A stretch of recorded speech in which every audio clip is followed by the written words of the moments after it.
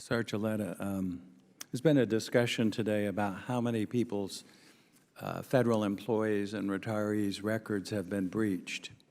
And you testified at the beginning, you estimate about 2.4 million, was that correct?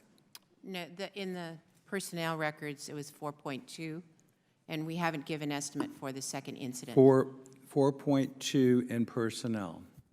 That's because there's half of that's retirees. Is that 2.4, and then you add the other balance? It's about, I don't know exact percentage, but it's about half and half. Okay, and then the second figure you started to debate a bit about was 18 million, which has been reported by the media, but and that would deal with breach of Social Security numbers. Is that? The analysis right now is taking a look at all the PII, because PII comes in various forms. It could be a Social But you're not Security prepared to tell us how many of the Social Security numbers are breached. And then the chairman pointed out your statement, I guess it was in February, that you had, say, over 32 million records.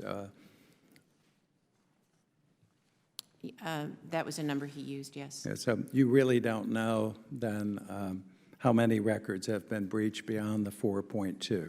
No, sir, that's the investigation we're doing right now. You know, I thought about this a little bit, and I thought, well, first thing were mine, my records breached, my staff and others, and then I was thinking of people downtown that work in the agencies, and we have an important responsibility to protect the information, their personal information.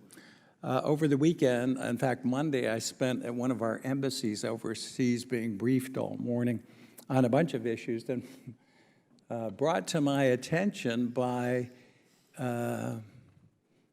some of the people serving in some sensitive positions were that they were notified by you all of a breach of their records. So our overseas personnel in sensitive positions have also been subject to this breach. Is that correct? Employee personnel records, current employees. And how much, I mean, how much data? Is their address? Is there, but there's personal information about these individuals. I didn't, you know, you think a little bit about people down in the glass places here. You want everyone safe. I was absolutely stunned to find out that some of the people, United States citizens serving overseas, were notified that their personnel records have been breached and information is available on them, and they're in possible situations that could be compromised by that information. But you have notified them, right? We have notified the 4.2 million people. Yeah, well, I mean, those are the people. They mentioned this to me. I was there on other subjects, but expressed concern. And I'm as concerned as you are, sir, about this, because these are the individuals who have been, whose data has been taken by these attackers. The front line. They're I am as concerned as you are. Overseas, and they're representing us. And I could hear concern in their voice about what's been, what has taken place. Now, I've read, is it Chinese hackers? Does anyone know? Was it Chinese? Do we know for sure? Do you know for sure? That's classified information, sir. But, so you have some idea, but it's classified? That's classified information. I can't comment in this. I'd be glad to. Okay. Another. Now, whether it's Chinese or some group that could give this information to people who would want to do harm, then that means some of those people, to me, are at risk. Sir, every employee is important to me, not whether they're serving in Kansas City or they're serving overseas. No, but every again, employee these people, is important to me. Yesterday morning before I left, I visited a site of a terrorist act in one of the capitals, and I saw that that place still hadn't been open, and it's been months since that terrorist attack.